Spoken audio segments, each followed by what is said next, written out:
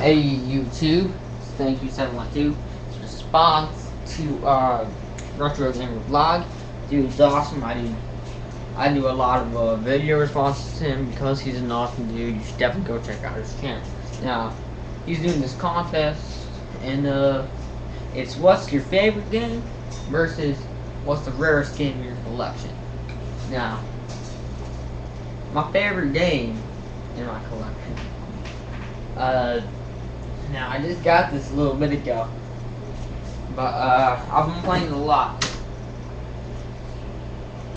It's Caution Seaman for the Sega Dreamcast. I have the case upstairs, and actually I have the case, and like originally it came with the disc case and the box because it also came with grab this here. Came with this. It was a microphone because the game it allowed you to talk to the microphone. Actually, what inspired me to get this game, it was a Bullet World. If you don't know who they are, it's a dude named Sam T. Actually, just got finished watching his live show. He does a lot of gaming videos, but he does like a lot of other animating stuff. Like he does a series called Messed Up Bible Stories. That kind of tells itself. Pretty self-explanatory. But anyways, that's probably my favorite game in my collection right now. But I really just got started collecting like a year ago, so I don't have that big of a collection. Now, my rarest game in my collection, it might be like I don't know. Like what the rarest game, you know, I don't know on a level of what's rare, which is this. I don't know if this game's worth is this much rare, or this game's worth this much rare. But what I think is the most rare thing in my collection, and these games like they're pretty much have the same limited release. This one's in better condition. It's Turmoil in World War II on the 2600.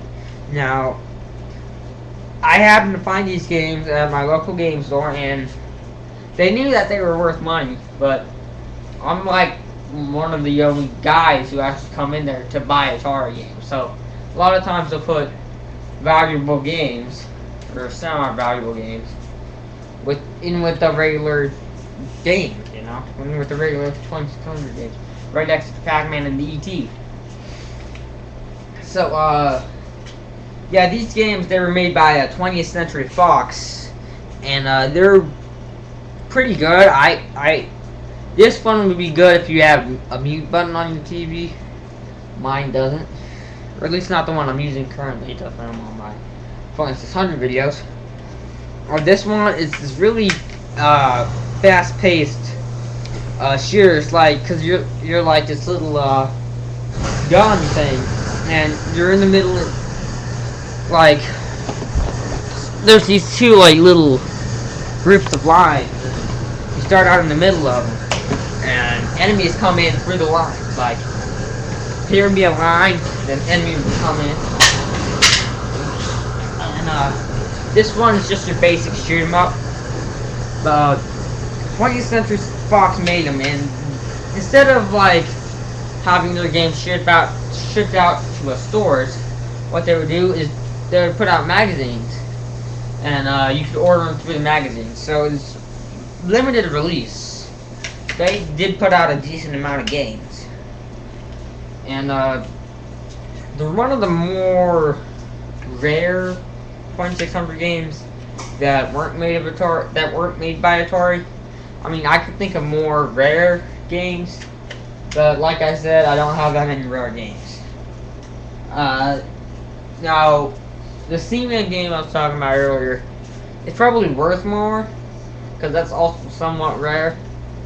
But these ones, I think that they made less of them, especially now, because these. Like, that just came out, like, what, 2000? So, 12 years ago. These came out, like, 30, 40 years ago. So, But this one is 82. These ones are both 82, so you know.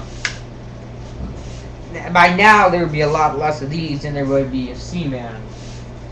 And I know, like, there's a very slim market for 2600 games.